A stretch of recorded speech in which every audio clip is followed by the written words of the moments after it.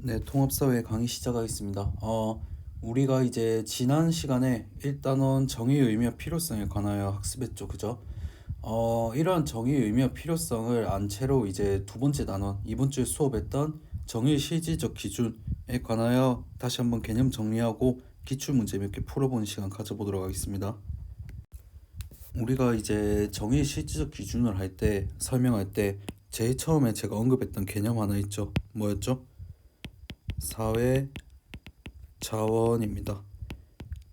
자, 사회 자원 같은 경우에는 이제 개념 설명했듯이 사회 욕구를 충족하기 위해 동원되는 시설, 설비, 뭐 자금이나 뭐 지식도 있고 뭐 기능도 있었죠, 그죠?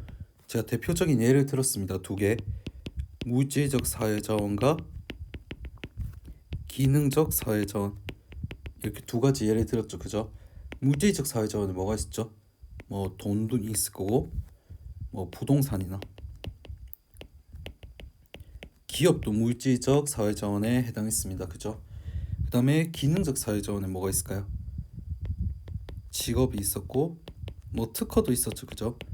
쉽게 생각하면 눈에 보이는 게 물질적 사회자원, 눈에 보이지 않는 게 기능적 사회자원이라고 생각을 하면 된다고 내가 말을 했습니다. 제가 이러한 사회자원의 양은 제가 뭐라고 했죠? 한정되어 있다고 했죠. 그죠? 대표적인 예로 제가 돈을 들었습니다. 우리가 사회에 만약에 돈이 무한하다고 치면은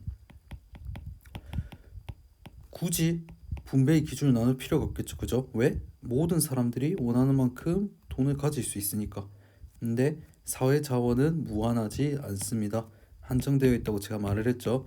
이런 한정된 사회 자원을 어떤 기준으로 나누느냐, 어떤 기준으로 나누느냐가 분배적 정의의 실질적 기준이라고 했습니다. 자, 그래서 이런 실질적 기준 제가 세 가지 설명드렸었죠, 그죠? 이거 표 수업 시간에 봤던 표입니다. 자, 첫 번째 능력에 따른 분배, 두 번째 업적에 따른 분배, 세 번째 필요에 따른 분배. 수업 시간에 다 했기 때문에 분배 기준만 간략하게 설명하고 장단점 같은 경우에는 여러분이 학습하시기 바랍니다. 능력에 따른 분배, 말 그대로 능력에 따라서 분배 기준이 정해지는 거죠, 그죠? 능력에 잠재력, 재능 등이 포함된다고 말을 했습니다.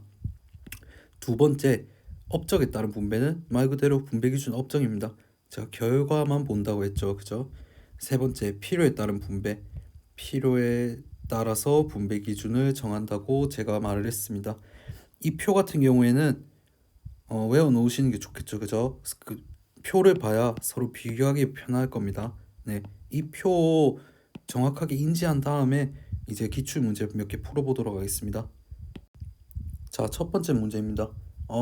이거 같은 경우에는 우리 교과서에도 나와 있는 내용이죠, 그죠? 저희가 수업 시간에 이제 탐구 활동으로 했었던 내용을 글로 옮겨 놓은 겁니다, 그죠? 자, 내용은 수업 시간 했기 때문에 간략 전부 다 읽지는 않을 겁니다. 한번 글 한번 보겠습니다. 결국 여기서 핵심이 뭐였죠? 목초지를 아무 비용을 내지 않고 마음껏 이용할 수 있는 공유지였다. 그래서 사람들이 전부 다 소를 더 키우기 시작했죠. 그죠? 키우는 소를 늘려갔다. 그래서 결국 나중엔 풀이 하나도 없는 황량한 땅으로 변했다. 라는 내용의 글이었습니다. 그죠? 그림으로 표현되어 있었습니다. 교과서에. 자, 그러면은 문제 한번 보겠습니다. 다음 글에서 얻을 수 있는 교훈으로 가장 적절한 것은 1번부터 한번 볼까요? 마음껏 이용할 수 있는 공유지를 더 조성해야 한다. 아니죠. 결국 이 문제는 왜 일어났냐? 공유지에서 사람들이 키운 소를 늘려갔기 때문에 문제가 발생했죠. 그래서 공유지를 더 조성해야 한다는 틀린 보기입니다. 자, 두 번째, 개인선과 공동선이 조화를 이룰 수 있도록 해야 한다. 이게 정답이겠죠, 그죠?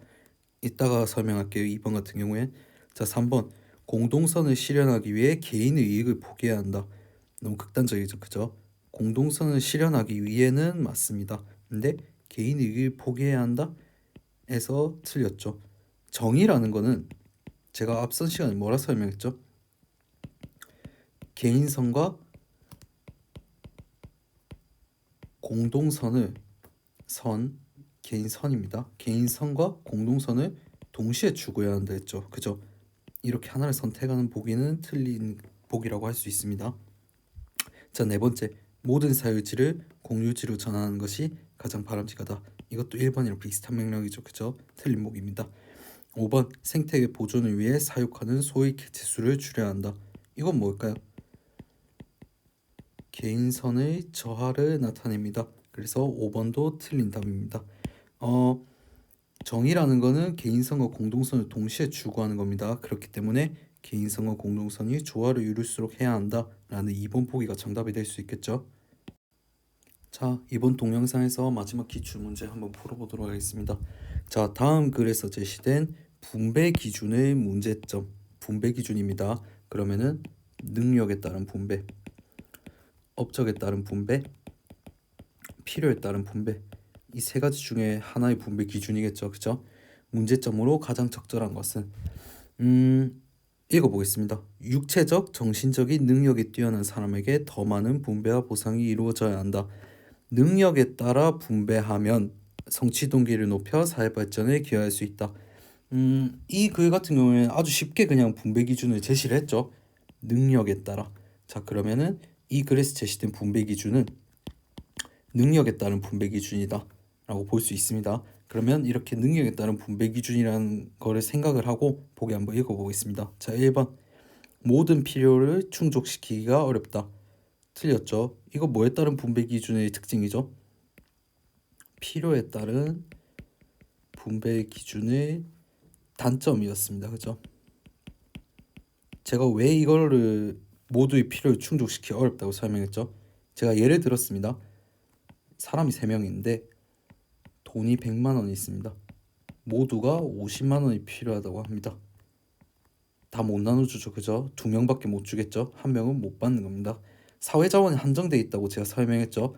이렇게 한정된 사회자원으로서는 모두에게 필요를 충족시킬 수 없다고 제가 말을 했습니다. 그렇기 때문에 1번 같은 경우에 필요에 따른 분배 기준의 단점이므로 틀린 보기가 되겠죠. 자, 2번. 서로 다른 종류의 업적을 비교하기가 어렵다. 그냥 대놓고 줬죠. 업적이라고 보기를. 업적에 따른 분배라고 볼 수 있습니다. 자, 3번. 과열 경쟁으로 비인관화를 유발할 수 있다. 이것도 뭐죠? 업적에 따른 분배의 단점이었죠. 그죠? 과열 경쟁이라는 거는 업적에 따른 분배는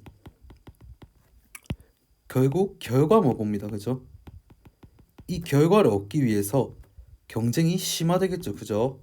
구성원들 간에. 그래서 과열 경쟁을 유발할 수 있다는 업적에 따른 분배의 단점이라고 제가 설명을 했습니다.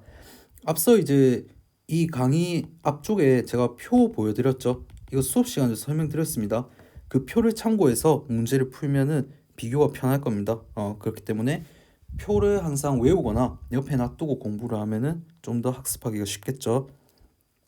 자, 네 번째 보기. 선천적 자질이나 부모의 지위에 영향을 받는다. 이게 정답이겠죠. 자, 이게 무슨 요소였죠? 우연적 요소라고 했죠. 제가